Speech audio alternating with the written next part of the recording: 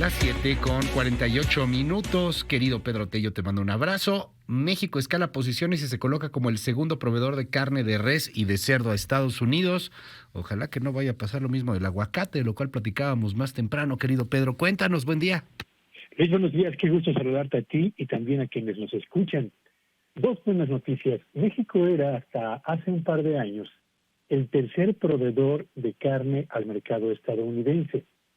En el año 2021, en virtud de la caída que se produjo por una parte en la producción de carne de Australia, que ocupaba la segunda posición, y el aumento que por séptimo año consecutivo registró la venta al exterior de este producto de nuestro país, pues eso nos permitió desplazar a Australia de la segunda posición y colocarnos, y espero que nos consolidemos, como el segundo proveedor más importante de este importante alimento que se consume en cantidades masivas en el mercado estadounidense. Vale la pena señalar que la primera posición la ocupa, en este caso, Canadá, con una cobertura del orden del 28% del total de la demanda estadounidense, y México, con esta segunda posición, está cubriendo el 20.2% del mercado de carnes de res norteamericano. Y por otro lado, en el caso de las ventas de carne de puerco mexicano a Estados Unidos, ahí escalamos prácticamente dos posiciones para colocarnos como la segunda potencia exportadora de carne al mercado de Estados Unidos, rebasando a Polonia y a Dinamarca, que ocupaban la segunda y la tercera posición hasta el año 2020.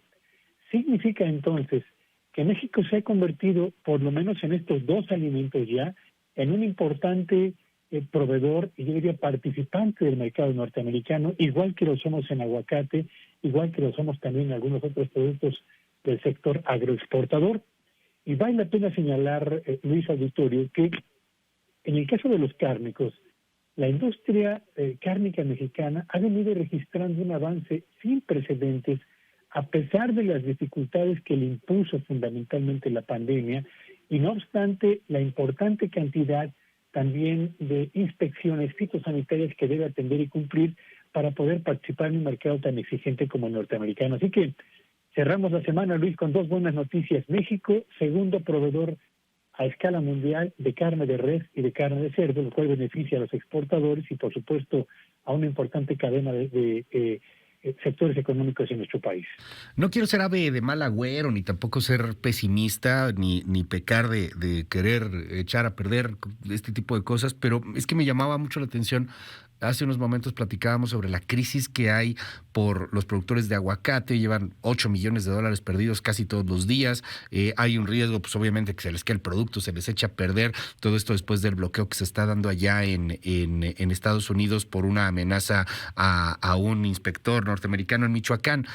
Obviamente, la exportación mexicana de carne es distinta a la exportación de aguacate, pero frente a las tensiones que estamos viendo, querido Pedro, frente a una situación que se empieza a sentir de pronto un poquito ríspida en la relación México-Estados Unidos, ¿qué es lo que habría que cuidar? ¿Qué es lo que dirías para que estas buenas noticias se mantengan y no nos vaya a dar más feo después algo parecido? No sé, ¿crees que hay este elemento político importante que hay que cuidar en este tipo de relación para pues que estas noticias continúen?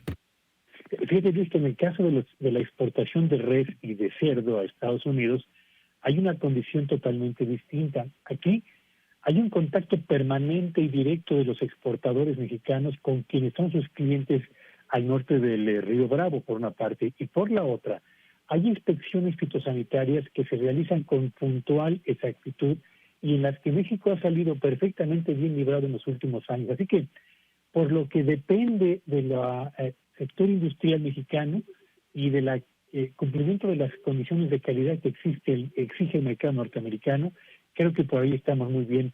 Más allá de esto, si se llega a utilizar el levantamiento de barreras fitosanitarias o comerciales para tratar de imponer alguna suerte de presión al gobierno de México por razones de política comercial o de política política, bueno, pues eso ya es algo que es difícil de prever, pero por lo menos en lo que al cumplimiento de todo lo que tiene que presentarse para poder ingresar a un mercado tan exigente como el norteamericano, ahí los exportadores de cerdo y de carne de res en México están verdaderamente en el top de clase mundial, Luis. Gracias, Pedro. Te seguimos en tu red. ¿Cuál es?